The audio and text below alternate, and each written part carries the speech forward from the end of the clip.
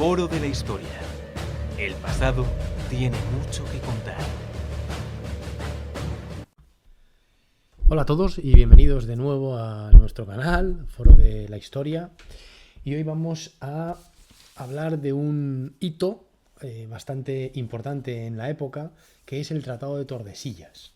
Estamos hablando de un tratado que se firmó entre Portugal y Castilla, que tuvo una enorme importancia, ¿no?, en la época, ya que podemos considerarlo como uno de los principales y primeros ejemplos, ¿no?, de la diplomacia geopolítica global.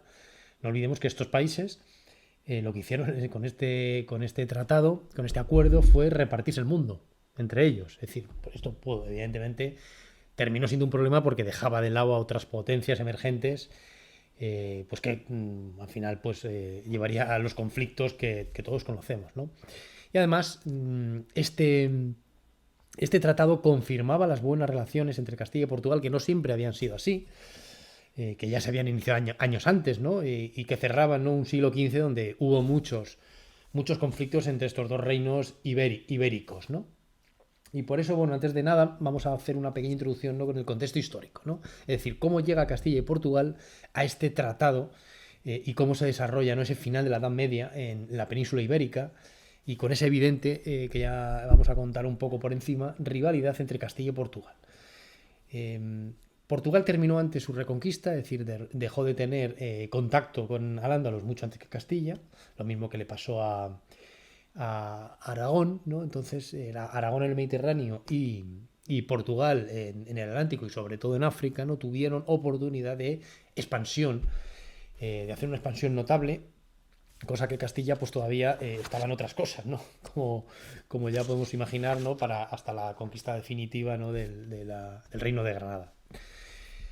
Portugal, como hemos comentado, ¿no?, se expandió principalmente, ¿no?, por África, es decir, siguió la costa africana y fue pasando y sobrepasando hitos, ¿no?, a lo largo del siglo XV, con numerosas, fundando las feitorías, ¿no?, que es una especie de puertos fortificados, ¿no?, en el litoral, que servían para almacén, para mercado, para aldeas, como fondeadero, etcétera, ¿no? Y fueron dominando, digamos, pues el control de África y sobre todo el control de sus el monopolio, mejor dicho, de aquello que podían obtener. Estamos hablando de oro, estamos hablando de especies, estamos hablando de esclavos, etcétera, pero sobre todo el oro, ¿no?, que era muy escaso y era muy caro y bueno, pues realmente era fundamental, ¿no?, el control.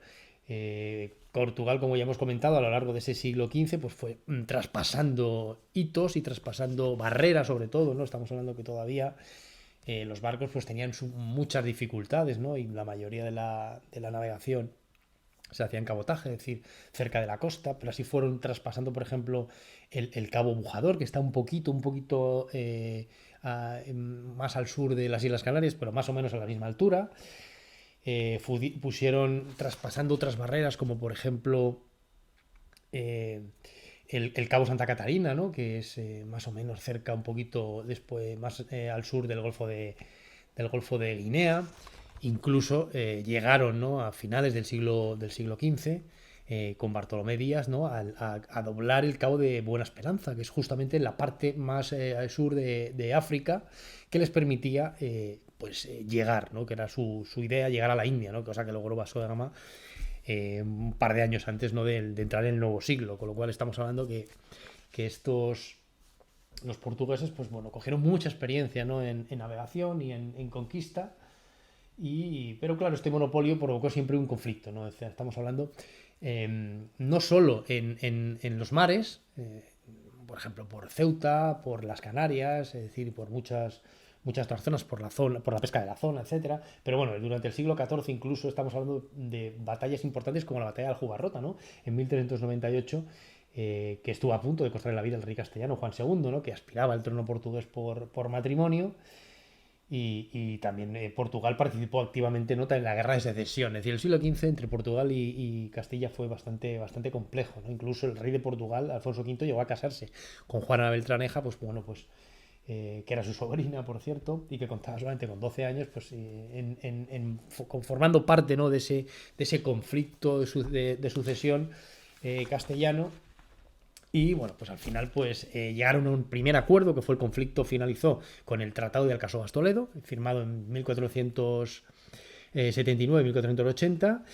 Y bueno, pues llegó la paz, ¿no? Tras la guerra de sucesión, pues renuncias mutuas, sobre todo por parte de Castilla, ¿no? Que se quedaba con las Canarias, y Portugal se quedaba con Guinea, con Madeira, con las Azores, con Cabo Verde, etcétera, ¿no? Y también se firmó, ¿no?, ese intento de aunar relaciones familiares con el matrimonio entre Isabel, que era la primogénita de los reyes católicos, y Alfonso, que era el hijo de Juan II, ¿no? Juan II, a su vez, era el hijo de Alfonso V, ¿no? Pero, claro, esto todo parecía más o menos bien, pero claro, hubo un punto de inflexión en todo esto mare magnum, que fue la conquista, o sea, perdón, sí, la conquista de América, la llegada de América, de Colón a América, ¿no? Ese fue un poco el punto de inflexión que lo cambia todo, ¿no? Ya sabéis, 12 de octubre de 1492, Colón llega a las Bahamas, ¿no?, que es el primer sitio que pisa, ¿no?, en el continente. Y bueno, el 16 de enero de 1493, en enero del año siguiente, pues comienza el viaje de vuelta, ¿no?, para dar un poco las noticias, ¿no?, de los descubrimientos. No podemos olvidar que Colón, durante la mayoría de sus viajes, estuvo convencido de que no estaba en un nuevo continente, sino que estaba llegando a las Indias por el otro lado del mundo, ¿no? Pero claro, casualmente en ese viaje de vuelta por las tormentas, pues bueno, pues llega a Lisboa, con lo cual ese 4 de marzo aterriza, llega con sus barcos a Lisboa, con lo cual el rey portugués es el primero que tiene las noticias, ¿no?, de que había llegado a algún lugar y ya había vuelto, con lo cual esos días, ese tiempo que estuvo en Lisboa, pues la verdad es que creó algo de nerviosismo, ¿no?, a los reyes católicos, que bueno, probablemente no te terminarían de fiar mucho de Colón. De hecho, Colón había ofrecido la expedición una década anterior al rey portugués y a media Europa. Es decir, fue finalmente los reyes católicos los que la financiaron, pero Colón había ido ofreciendo por gran parte, ¿no? Entonces, claro, el rey, en este caso estamos hablando ya de Juan II, Alfonso V había muerto en 1481, Juan II, que era su hijo, no esperó para reclamar esos territorios a los que había llegado Colón como parte del Reino de Portugal, ¿no? ¿Y en qué se basaba? Pues en parte al Tratado de Alcasovas y sobre todo a las bulas. Es decir, ¿de qué estamos hablando? Estamos hablando de las bulas que el Papa Alejandro VI, el Papa Borgia, le había otorgado a los portugueses para, pues, las bulas papales, ¿no?, para consolidar, ¿no?, esas posiciones de las nuevas conquistas que estaban llevando en la zona de África, ¿no? Estamos hablando de 1455 y 1456, ¿no?, que permitían el control de los territorios al sur del Cabo Bujador, hemos dicho ya al sur de las Islas Canarias, y en una de ellas la intercaetera, ¿no?, que era sin interrupción hasta las Indias. Claro, estamos hablando que Colón pensaba, y así lo dijo, que había llegado estaba muy cerca de las Indias, con lo cual los portugueses consideraban que las Indias eran zona que pertenecía a ellos por esas bulas, con lo cual, bueno, la cosa pues empezaba ya otra vez, volvía a las tiranteces, ¿no?, entre los reinos, ese control, como hemos comentado. Claro, los reyes católicos no se iban a estar de brazos cruzados, ¿eh? Evidentemente había una necesidad, ¿no?, de amortizar, de evitar nuevos conflictos, y tuvieron dos ideas. La primera, una enorme prisa para crear una segunda expedición, que surgió a finales en septiembre de 1493, ¿no?, que ya, fíjate, de esos 3 barcos iniciales, ¿no?, que habían partido y 120 hombres, la segunda expedición contó con 17 embarcaciones y 1.500 hombres, con lo cual ya estamos hablando de una expedición. Claro, la primera fue un poco a ver lo que pasaba, y esta ya sabían dónde iban, ¿no?, sabían que había algo ahí. Con lo cual, y otra fundamental, que la idea que tuvieron los reyes católicos fue forzar a ese papa, ¿no?, al Papa Borgia, Alejandro VI, a la legitimación mediante bulas alejandrinas, ¿no? Hubo 4 bulas entre mayo y septiembre de 1493 que trataban digamos, de legitimar las conquistas y de dar validez legal, ¿no?, a esas conquistas. Estamos hablando de cuatro bulas que consolidaban esas posiciones, ¿no?, esas tierras remotas, tanto descubiertas como por descubrir, importante, y dividía, algo muy importante para luego lo que va a suceder en el posterior Tratado de Tordesillas, dividía el océano en 2. Pero claro, esa línea trazada, era un meridiano que estaba estaba a 100 leguas al oeste de las Azores y Cabo Verde. Claro. Esto era insuficiente para Portugal, como se podía esperar, evidentemente. Portugal rechazó. Estamos hablando de la intercaetera, que hubo dos intercaeteras por la segunda parte, que es la que dividía de esta forma, ¿no? el océano. Pues bueno, pues evidentemente los Portugal y los Reyes Católicos estaban condenados a entenderse y a crear pues, un marco legal, como así sucedió con el Tratado de Tordesillas.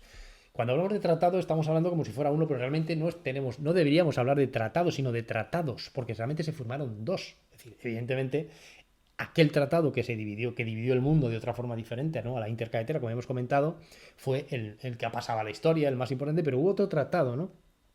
Un tratado pues, que trataba sobre todo de África, ¿no? Ese comercio de oro, las zonas de pesca muy importante y los límites, ¿no? El reino de Fez y las conquistas futuras del reino de África, que era, no olvidamos, el más importante para Portugal hasta el descubrimiento de estas nuevas tierras, ¿no? Al otro lado del océano. Entonces se reunieron en Tordesillas una gran cantidad de diplomáticos. Fue un tratado muy, muy importante y muy curioso por la cantidad de diplomáticos de ambos reinos y de expertos que se reunieron.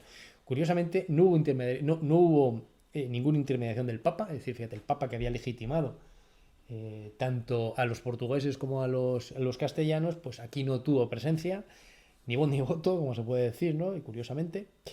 Y bueno, pues estamos hablando de un hito, muchas veces ya hemos comentado que fue un hito en la historia de la democracia porque cada delegación estuvo formada por 3 diplomáticos, los grandes nombres además de ambos reinos, 3 expertos y un secretario. Para que os hagáis una idea, por ejemplo, entre los 3 diplomáticos por parte de Castilla estaba el mayordomo mayor de Castilla, ¿no? Enrique Enríquez, o el comendador Gutiérrez de Cárdenas, con lo cual estamos hablando, y por ejemplo el secretario era Fernando Álvarez de Toledo, con lo cual estamos hablando de un hito bastante importante en los tratados de la época. Y sobre el tratado que se firmó, pues la estructura contaba con 5 apartados, ¿no?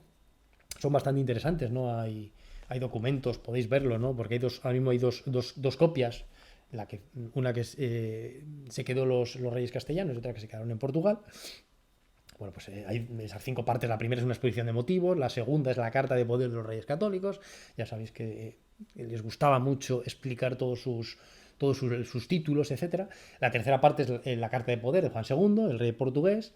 Y la cuarta parte, que es la más importante, evidentemente, es la capitulación, ¿no? Es donde se explica, se pone todas las pautas a seguir en el documento, ¿no? Y en última parte, esa quinta, es la ratificación, ¿no? Que tuvieron que hacer, porque claro, fueron los diplomáticos los que acordaron el tratado, pero evidentemente tenía que ser ratificado tanto por el rey de Portugal como por los reyes de Castilla y de Aragón, en este caso, los reyes católicos, que pues, se harían en Arévalo y en Setúbal, ¿no? Las claves fundamentales que podemos decir, ¿no? de este tratado, ¿no? Es que modificaba la intercaetera 2, esa que llevaba el meridiano, que dividía el mundo según el meridiano, a 100 leguas, ¿no? de las Azores, pues la llevaba a 370 leguas. Es decir, también es verdad que al oeste, nos referimos siempre al oeste de las Azores. El documento en sí no habla de oeste-oeste, no habla de poniente y de levante, es decir, poniente que es al oeste y levante que es al este, ¿no? Realmente solo son números, ¿no? Cuando vemos 370, 100 leguas, ¿de qué estamos hablando? ¿No? Pues cuando lo ponemos en un mapa nos damos cuenta de la diferencia. ¿Por qué? Porque si lo vemos en un mapa, como os comento, la zona dentro de las 370 leguas, la zona portuguesa incluye Brasil. Entonces ahí no sabemos muy bien si realmente lo hicieron al tuntún por coger más territorio o realmente sabía la existencia de algo en esa zona, ¿no?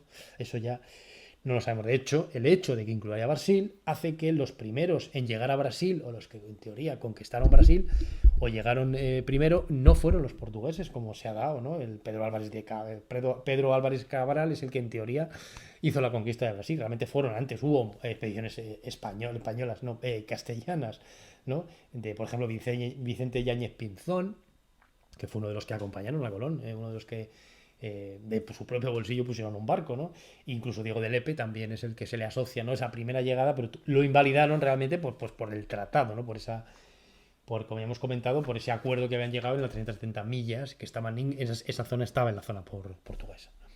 Y bueno, pues simplemente por decir un poco ¿qué decía específicamente? ¿No? Hablaba de norte a sur, la cual raya o línea se haya de dar a 370 leguas de las islas de Cabo Verde, ¿no? Eso es esa parte, ¿no?, que habla de las 370 leguas, lo dice muchas veces a lo largo de esa ratificación, ¿no?, esa parte cuarta, como ya hemos comentado, del tratado. Lo dice bastante, es decir, para que quede claro, me imagino, pero lo dice bastante, ¿no? Y como hemos comentado, eso había que ratificarlo, ¿no? Por los monarcas, ¿no? Además había la cláusula del tratado decía que en los 100 días, además decía, dentro de 100 días contados desde la fecha de esta capitulación, darán una parte y la otra aprobación y ratificación. Eso es lo que comenta él.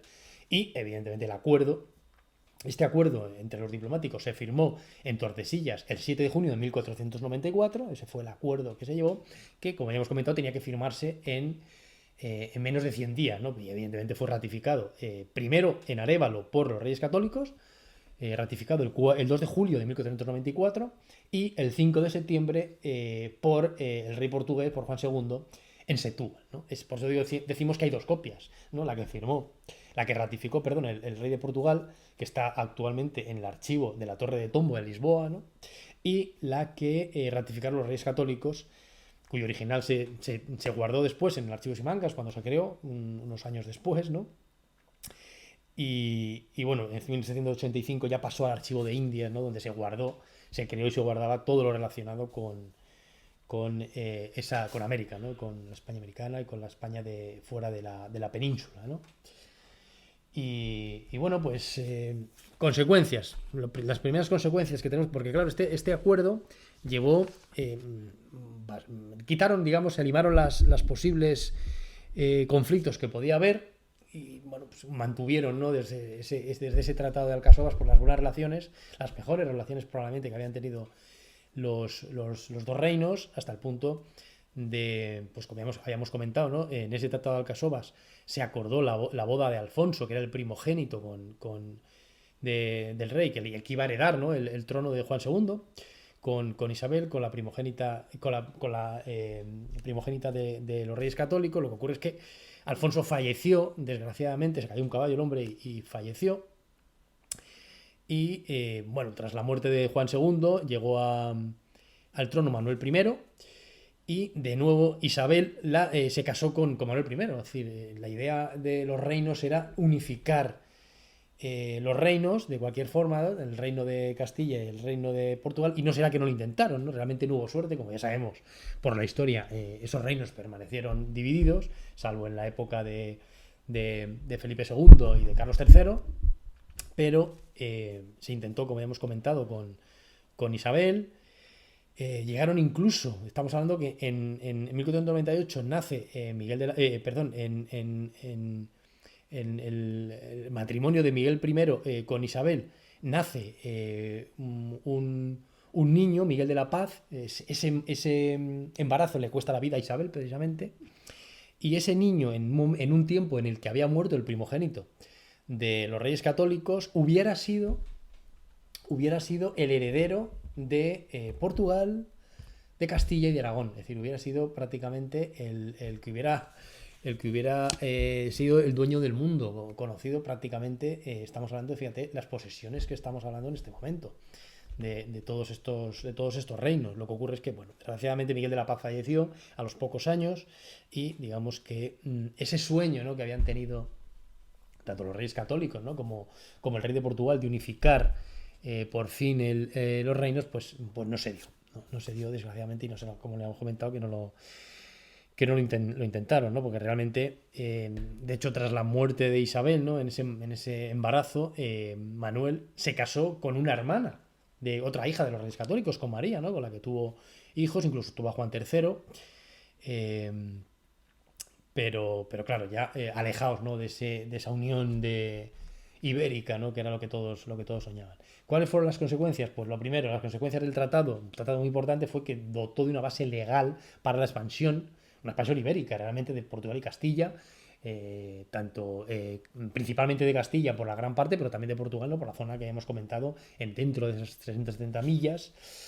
Ambos hechos, más allá de los lazos que estrecharon, pero claro, ya hemos comentado que hubo problemas. ¿Por qué? Porque dejaba fuera, como ya hemos comentado antes, a esas potencias emergentes, ¿no?, que que iba a crear numerosos conflictos a lo largo de los siglos.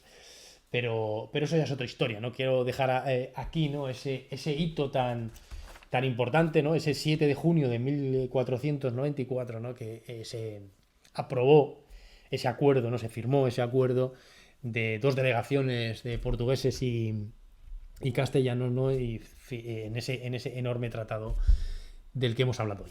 Y con esto terminamos y nos vemos pronto. Hasta la próxima. Un saludo. Si te ha gustado este podcast, puedes darle 5 estrellas en Spotify. Por otra parte, si lo ves desde iVoox o desde YouTube, puedes darle un buen like. Asimismo, nos puedes seguir en redes sociales para ver los artículos que vamos publicando en forodelahistoria.com. Recuerda que tu apoyo es fundamental para este podcast y para, las personas que lo componemos. Muchísimas gracias y nos vemos la semana que viene. ¡Chao!